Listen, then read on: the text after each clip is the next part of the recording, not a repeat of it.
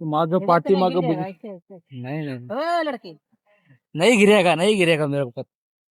बघू शकतोय सगळं इथं लाकडाचं घर आहे माझं पाठीमाग.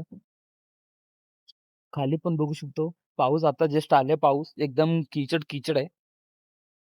ओके. हे सगळं बघून तुम्हाला काय वाटते नक्की कमेंट करून सांगा. माझं पाठीमाग घर दिसते ना, तिथं आपला वायफाय होता. एवढा दिवस माझ्याकडे नेटवर्क पण नव्हता, म्हणून मी त्यांच्याकडे येऊन रिक्वेस्ट करून वायफाय घेऊन आता सगळ्यांसोबत थोडा बोलायचं वगैरे झालं माझं. ते बघू शकतो. हे पण सगळं लोकलचं घरच आहे. छोटा छोटा छोटा इथं काय दिसतं ना. ओके चलो. काय दिसतं ना, हे सगळं घरच आहे त्यांचं. हे आपली आफ्रिकामध्ये लिबरल कंट्रीमध्ये येतात. वाव. हुवे हुवे हुवे. हे फुल पण आपल्या इंडियामध्ये आहे मला असं वाटते. मला एकदा मी बघितल्यासारखं होते.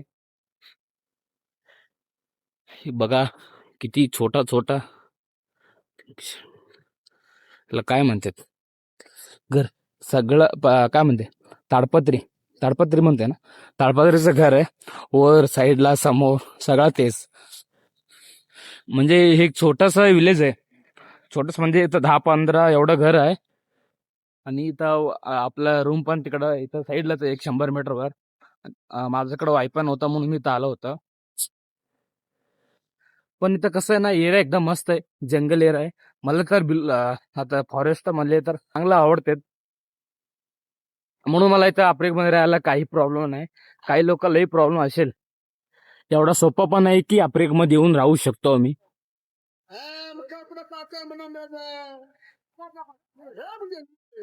इथं आलेलं कारण म्हणजे ते परवा दिवसाचं वायफायचं पैसे द्यायचं होतं. ते मम्माला म्हणून इथं आले.